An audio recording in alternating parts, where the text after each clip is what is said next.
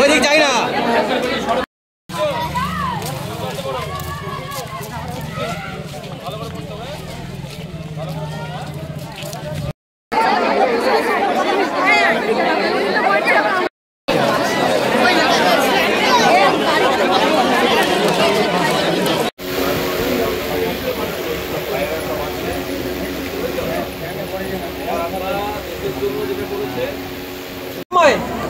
কাশ্মীরের যিনি ঘোড়ায় চড়িয়ে তার রুজি রুটির জন্য করত সৈয়দ আদিল শাহ, সে যদি এই লেখাটা দেখতো সে লজ্জিত হতো না?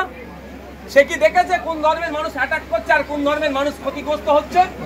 সে ঝাঁপিয়ে পড়েছে দুশমনদের হাত থেকে, বন্দুক কেড়ে নেওয়ার চেষ্টা করেছিল, কিন্তু তাকেও ঝাঁঝরা করেছে।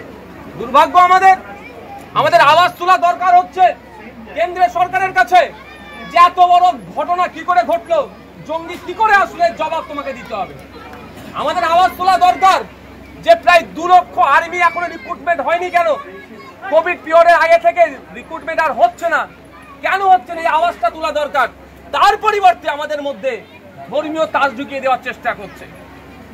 তাই আমি অনুরোধ করবো আপনাদের কাছে, এই ধর্মীয় খেলাটি আমরা পড়বো না, পড়লে ক্ষতি আমাদের হবে, ক্ষতি জনগণের হবে।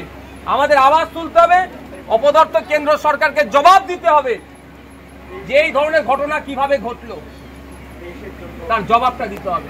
আর আমি আবারও বলছি, আমরা গর্বিত, পাথরঘাটার মানুষ গর্বিত, নদিয়া জেলার মানুষ গর্বিত, বাংলার মানুষ গর্বিত, আজকে সারা দেশের মানুষ গর্বিত আমার ঝন্টু ভাইয়ের ওপরে।